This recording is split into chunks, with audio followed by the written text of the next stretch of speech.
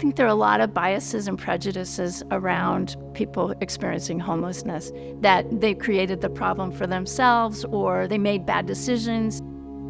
The man outside with the cardboard sign asking for money, people who've had drug problems or people who've had gambling problems, all those stereotypes. People are closer to nothing than you have any idea of. We just don't talk about it. Homelessness is not limited to a specific age bracket or a specific demographic for that matter. I was homeless for 8 years. I had to stay in a hotel for a good 3 to 4 months. I've been homeless in my car. I was living at a homeless shelter with my son. My children and I lost our home trying to find a home in New York City with 5 kids. It's almost impossible. And then entering the shelter system and seeing that it's working families. It's survivors of domestic violence. It's working dads, working moms. Homelessness has many faces. Housing insecurity is such a huge problem, and of course there's only so much that we can do as travelers. But we've identified our different nonprofit partners that have great track records of doing that in their own communities, and we've created a range of volunteer activities around the country that all tie to different elements of housing insecurity, from the initial need for immediate safe shelter all the way to job training and having a steady income. Journey Home is a nonprofit to end homelessness, and our mission is to speed up the process for how quickly people get housed, and then we try to provide people with all the furniture, household goods, services that they need to never become homeless again in the future. Today we're getting a home ready for a mom and her 3 kids to move in. So we're spending time cleaning, tidying it up, and making it just a great place for them to come back to. It means so much to us to welcome this family into their home and into the community. This is just a reflection of a lot of things that we do, not just in Hartford, but around the country. Gateway Center is Atlanta City's response to homelessness. In a singular location where people experiencing homelessness can find the resources necessary to get back to self-sufficiency. Having to be able to maintain a straight face and being strong and ensuring my children that everything was going to be fine was really difficult. I remember laying in the room with my kids and asking them, what would you think if I started a Girl Scout troop here in this shelter? Troop 6000 is a Girl Scouting troop that is made specifically for girls who are living in the New York City shelter system. We want to make sure that all girls in New York City, regardless of where they're living, where they're coming from, where they're going, are having access to these opportunities.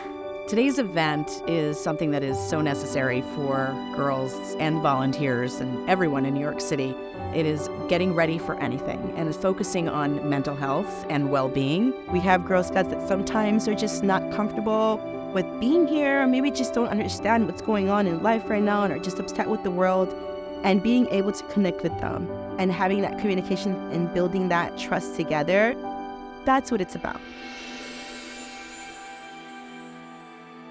Listening House is a resource center, a refuge site, a place for people to feel welcome.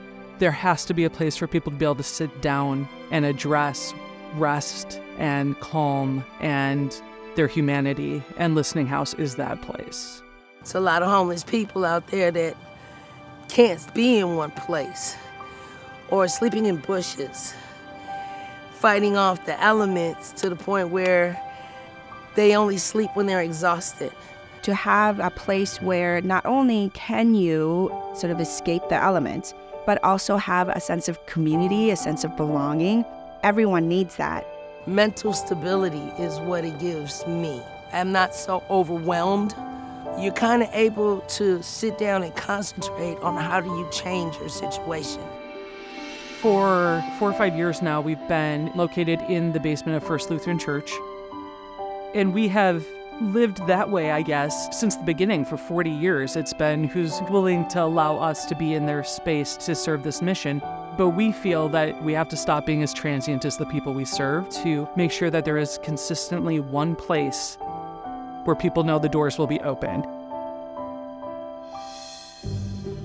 these are real people. They have real lives. They have real stories. They are worthy. They are of value. They have a purpose. And I think it's incumbent on us to try and assist our fellow brother, sister in finding that and exploring that for themselves.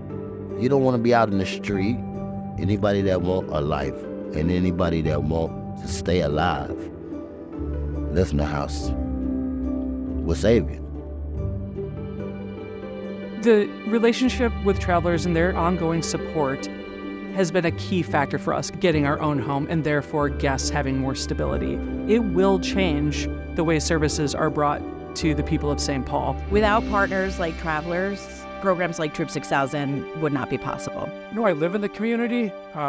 These folks, for whatever reason, sorry, I'm choking up a little bit, but, I'm so incredibly fortunate. But if there's some way that I can help in just the little bit that we're here, that's the least that we can do. It's just always nice to know that there's someone there that wants to hear your story.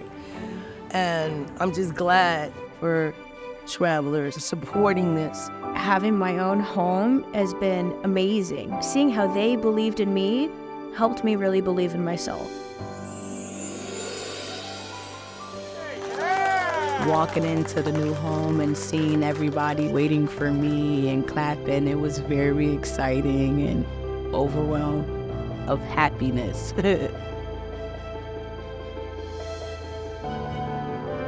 Travelers is always in their room, and it makes it so easy to work together as we all care about the city, we all care about the people who live here, and for them to lead the way by saying, let's all just work together and do this, I can't tell you how powerful that is. I have a car. I have my own apartment. I'm working. They changed my life greatly. Troop 6000 has brought a sense of belonging to the Girl Scouts by building that sisterhood that goes beyond Girl Scouting. I am truly grateful beyond words that anyone who doesn't have a home can feel at home.